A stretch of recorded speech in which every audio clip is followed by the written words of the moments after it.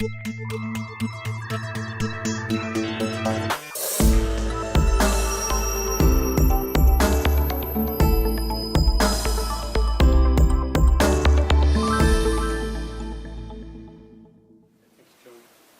Hello, everybody.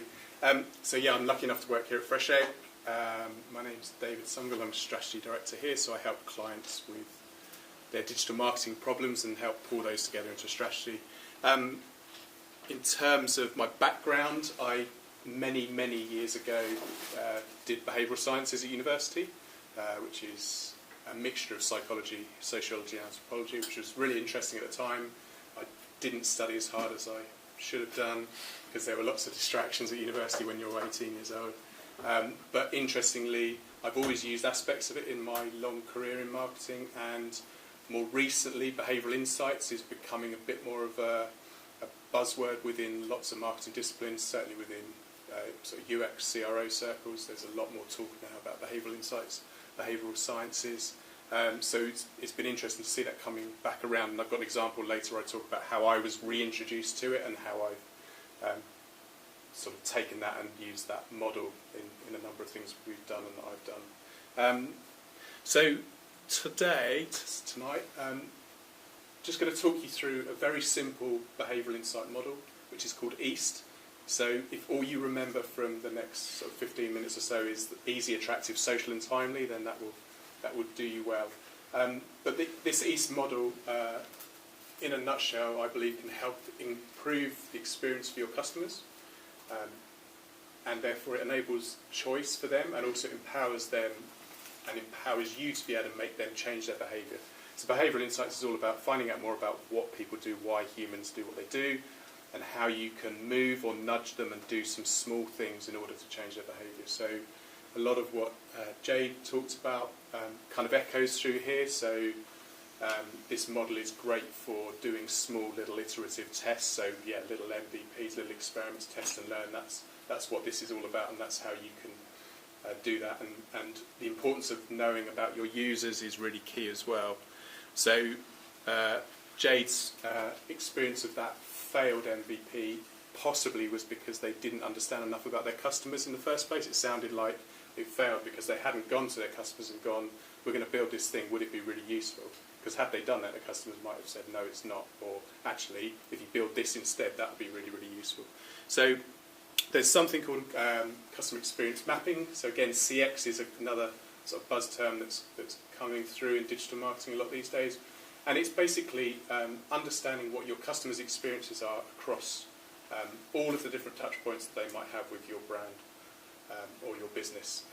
And it has a number of stages that people will go through. So for example, if you're looking to buy a new car, you're unaware at that point that you need a new car. Something happens in your life, you might suddenly find out you're going to have triplets, therefore your small little Mini isn't going to fit you and all the kids in, so you need to upgrade to a bigger car. So there's a trigger that happens, so you become aware at that point you're going to need a bigger car. You then start this process where you would then start to do your research, do more research and consideration. So consideration is the phase where you go wide, so you have a number of choices of cars, and then selection is the point where you go, actually, I don't like those, and that one's too expensive, and that one is a diesel, and I don't want a diesel. And then selection is the phase where you come down to normally 2 or 3 choices that you then make.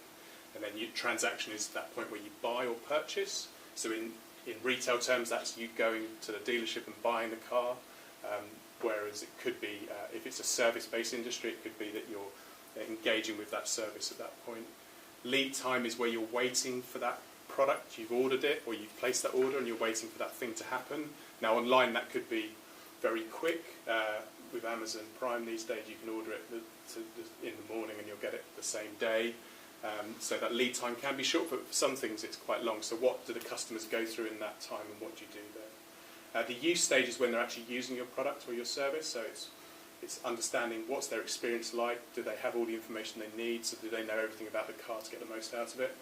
Then advocacy and loyalty towards the end are where people, obviously, you're hoping that you're going to get them to talk to other people about how good your product or brand is.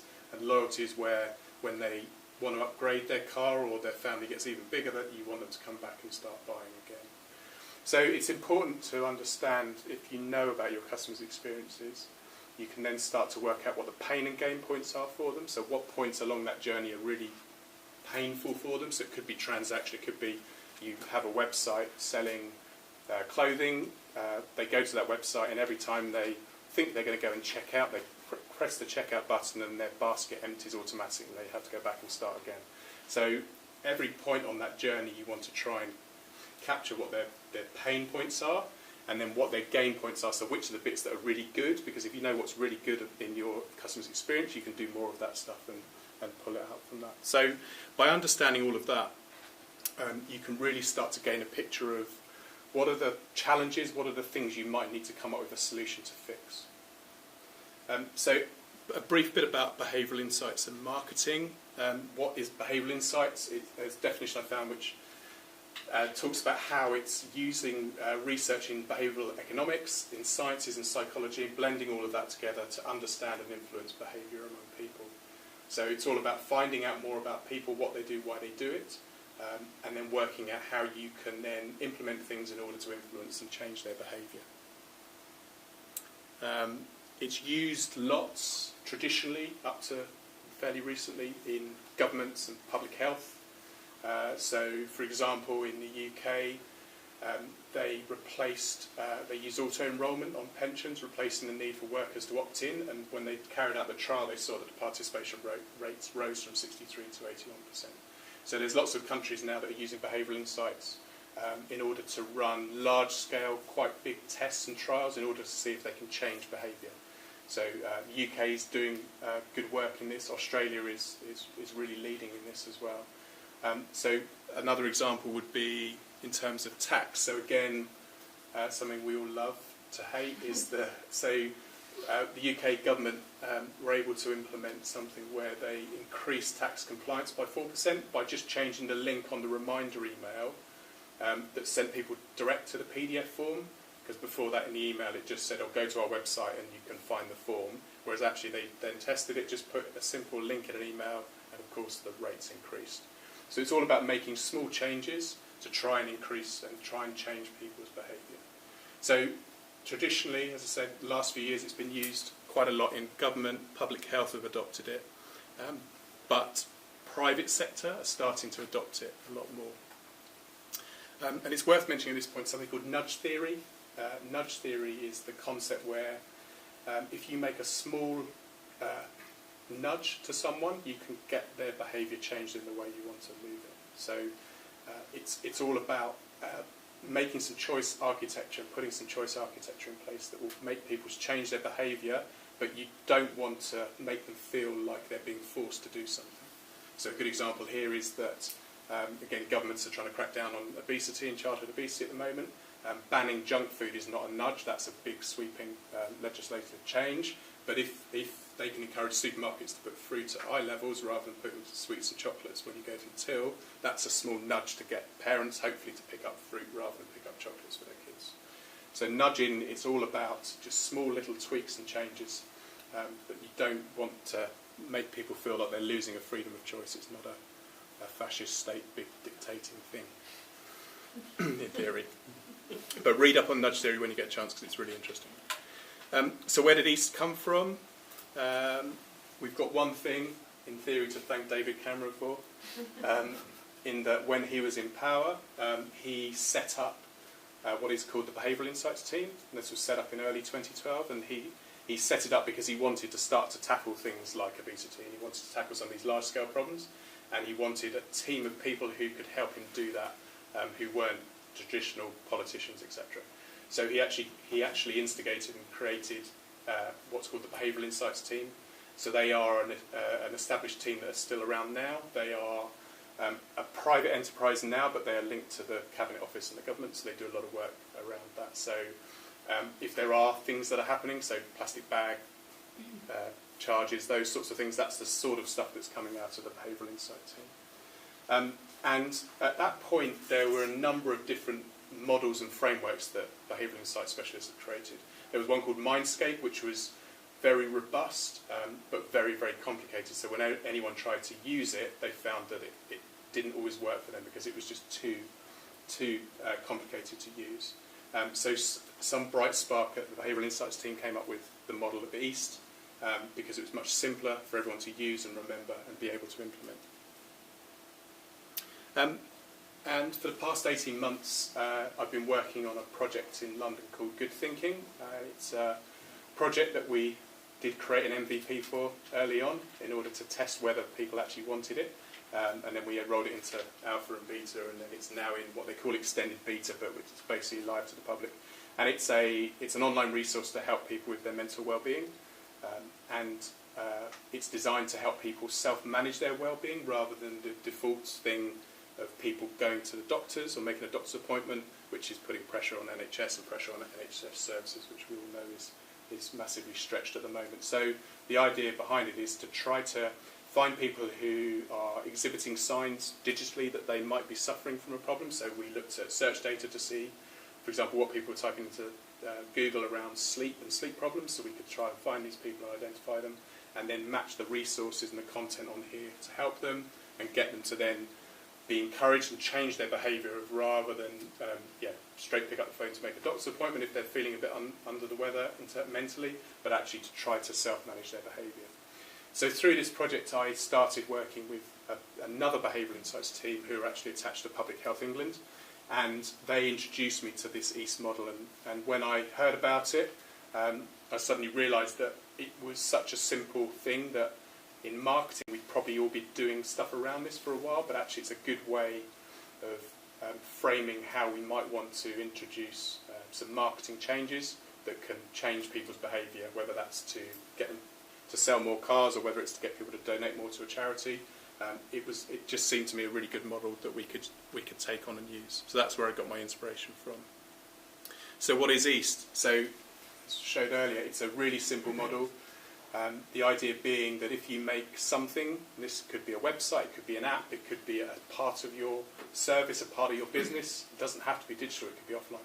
If you make it easy, attractive, social and timely, you're going to get more people to use it, or you're going to be able to change more people's behaviour if you implement these 4 core elements.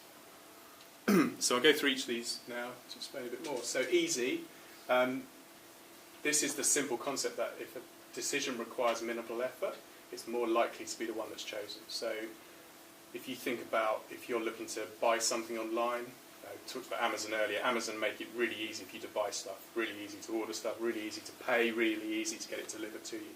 So by making something really easy, so you're harnessing that power of defaults, humans like stuff to be easy, you can make the desired action default and therefore more likely to be selected.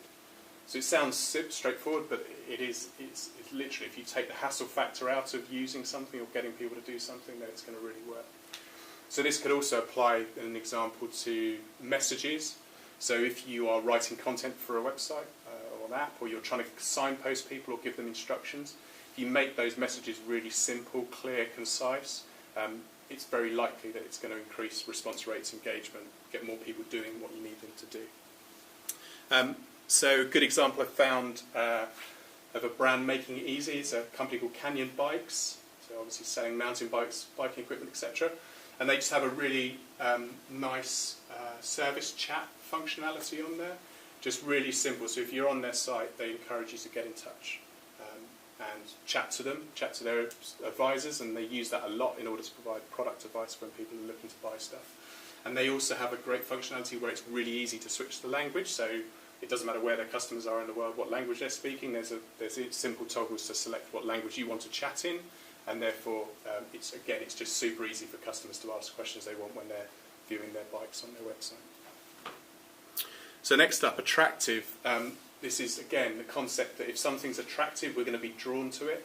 So design-wise, it's using bold, striking colours, using professional imagery. So it's if your website looks crap, people probably will think it's crap and think the service and the products you offer are the same. There's also an element to attractiveness because humans love an incentive or a financial reward that often if you introduce some sort of reward, incentive, motivation, that captures someone's attention, they're more likely to engage with it as well. So there's another example where with getting people to sign up to an electoral roll, they got a small increase when they offered a lottery element to it. So it was only a small increase, but it was still a 2% increase when you're talking about millions of people. That's quite a large amount. So just by introducing certain small little incentives, you can often make your offer and your proposition more attractive. So an example I found for this just the other day, I personally found it really attractive when I was browsing around, was Kind Snacks. So they've just got a really great website that draws you in straight away to see. You can straight away see what they do, what their products are. The products look nice. It's good photography. You can nicely navigate around to the different types of foods that you might be interested in. So it's just nice and appealing. That strong use of the bold blue behind for me worked really, really well as well. So there'll be loads of other examples out there. That was one that I found. So it's just making things look attractive. And then the third one is social. So most of us as humans are quite social. We're quite social beings. We often care about what our peers do, what they think of us. There is that kind of herd mentality. So this is the concept that if you add an element of social proof and reinforce it with the world around someone, then you're going to get people to change their behaviour a bit more. So you can use the power of networks here as well. So it's if you see, so for example, you'll probably see websites where it might have a little Facebook widget that says this friend that you know on Facebook also likes this page or also likes this website. It's just using that little nudge for you to say, oh yeah, I know that person, I trust them, so I'm going to also engage with this website as well. So it's all about encouraging people to make a commitment to others, and then that locks them into doing something in advance as well. So a good example of this social proof aspect is Booking.com. I was at a conference a couple of weeks ago where two guys from Holland came over to talk, and they were talking. They're the two guys who basically are in charge of creating all of these elements on Booking.com, and all of these things where they say, 9 out of 4 reviews. You've probably seen the ones where it says, so many people are looking at this hotel in the last hour, those sorts of things, which they claim is actually real and none of this is made up. They claim, that was the first question from the audience was, is this all just bullshit? And they stood there and said, no, it's all true. They claim because they've got 10 million, they get 10 million visits a day, they reckon there's enough of a number of visits for the number of hotels they have that there's always at least one person looking at every single hotel. You can decide yourselves whether you think that's true. But regardless, what they've done here quite cleverly is just added little elements here, that it's just that social proof thing. So it's just when you hit that page, your brain goes, oh, right, okay, well, if it's a 9 out of 4, or if there's other people who are like me who like this and are giving it a thumbs up and giving it stars, then that's just enough of a little nudge to make you think, maybe I should join the herd and book here as well. And then the last one is timely. So this is all about putting everything in front of people at the right point in time. So if you're doing it when they're most likely to be receptive, then it's going to be easier to change when their habits are already disrupted. So think about costs and benefits here as well, and work out when is the time that's going to be the right time to get in front of these people. So little app notifications and things are always great for that. There's National Trust are really good at, if you have a National Trust app on your phone and you go anywhere near a National Trust property, they ping your phone with a little app notification and just go, oh, we've noticed you're near here, why don't you come in and see us, have you thought about doing this, go and do this, etc. So it just hits you at that right time that actually makes you go and do something. So timely is all about helping people plan their response, identifying any barriers that might get in their way, and then working out how you can help people get around those as well. So an example here is a Fresh Egg example, actually. It's one that you probably implemented. Yeah, that's timely. Didn't realise you were going to put it voices. So we work with Open University, and we noticed from research around people's needs and fears that there was a fear that they would miss out on registration potentially, and we noticed that therefore there was an opportunity to play on that, and actually by putting timely messages in front of people at the right time, we could therefore try to encourage an increase in people enrolling and signing up for the courses. So we ran a series of these, I presume, different times, different messages, and tested to see which ones worked. Yeah, so held down elements to it. So the 6 weeks thing would fill in basically, so there'd be 1 week left, and it'll be like this little time, and the little clock would kind of tick down as well. interestingly, we're rerunning this year Yep. and going to try and introduce social proof into it around how many people That's have right. actually registered Okay. in the last 24 hours or something. Alabooking.com. Ala. Excellent. Good. So, yeah, so it's all about finding that sweet spot on the right time to hit people with your messages and content. So in terms of how you should go about implementing and measuring East and where you should do it, talked a little bit earlier about what you need to first of all really do is identify what your customer experience challenges are. So speak to your customers. So traditionally we do that here by telephone interviewing people or speaking to people face to face, doing interviews, asking them to tell us about the last time it was you went and bought a car or last time you booked a holiday, where did you start, how did you go, what worked, what didn't work. So by identifying those, then mapping those out, you can then work out, okay, well, what are the behaviours here we need to change with people? So it could be with car buying that you say, actually, we've noticed that people are tending to select this type of car, whereas actually we want to try and get them to select this type of car. Therefore, you then come up with your solution. So this is the bit where East comes in. So when you're solutionising, when you're coming up with ideas of how you're going to change people's behaviour and how you're going to implement your ideas, you then start to consider that East model. So then you start to think, okay, well, how can we make this easy, attractive, social and timely for people? And again, the iterative thing comes in. We always would highly recommend that you test things, test it small, learn from that, and then you can adapt and refine your activity and move forward. So a kind of an action list, I guess, to take away is that I'd highly recommend carrying out some form of customer experience research, even if that's low-key, even if that's speaking to a few customers every now and again. Look at those moments of truth, so what are the challenges people have with their experience.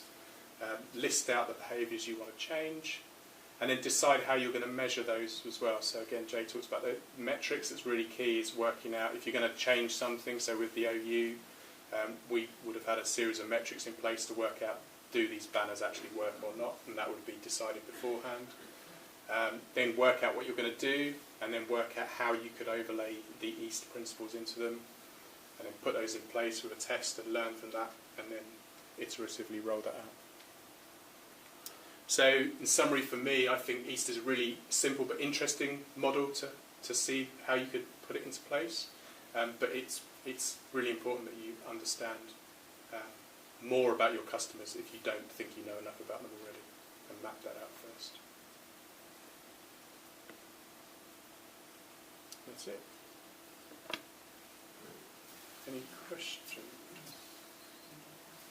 Sorry. Can you go back one slide? Back one slide? Oh yeah, is that the question? I can do that. That's an easy answer, yes. I have a question. Yeah. Have you... Okay. Okay, thank you. Have you ever had to implement sort of like the nudge theory and accidentally nudged your users in the wrong direction? And have you had to kind of understand why that happened? We haven't with anything we've done, but there is an element to all of this behavioural insights when you're using it, especially in private sector. There's that ethical aspect of, well, actually governments are using this in theory to try and do good, although they're doing it to try and get more tax out of you, etc. But yeah, there's an element, there's a caution element here where you have to just, again, make sure you're just, it's that freedom of choice. As long as you allow people, as long as you're not forcing them down a road, but you're actually just saying, well, all we're going to say is, we're going to make this slightly easier for you to do something. But we, do you know of any, can you think of any we've done that have nudged people in the wrong way? No. I don't think so. No, I've got a kind of example from OU recently, actually, which was around, we found that people weren't clear enough on the pricing of Open University courses. So we did a lot of research into what kind of information they wanted around pricing and how clear they wanted. Everyone said they wanted it really clearly. And so our simple change, we ran a split test, and we basically made the price really bold and clear, and it put everyone off. So the conversion rates absolutely plummeted. They saw this price, like 17 grand, and went, oh God, that's too much, and it's gone. So with that kind of, I guess that nudged them in the wrong way. Yeah. And we're now going back to the drawing board and understanding how we can immediately dispel any fears that they have around that pricing, to talk about actually, we're going to anchor it to offline red brick universities, which is about 24 grand plus. So try and adjust that. But it was interesting how they said, oh, we want clear pricing, and then you give it to them, and they go, no, that's not what we want. It's too much. Which is why testing is really good. Exactly, yeah. And small scale testing as well. It's really good. Thank you. And my question was very similar. Okay. About where do you draw the line so you're not basically introducing a dark path?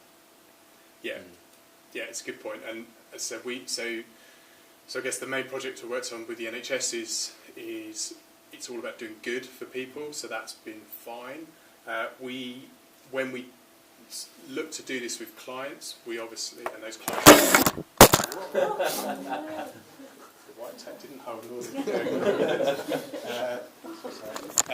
yeah, it's all about balance for us. We wouldn't ever recommend to our clients they do anything that's going to force people's hand in changing their behaviour in a fundamental way.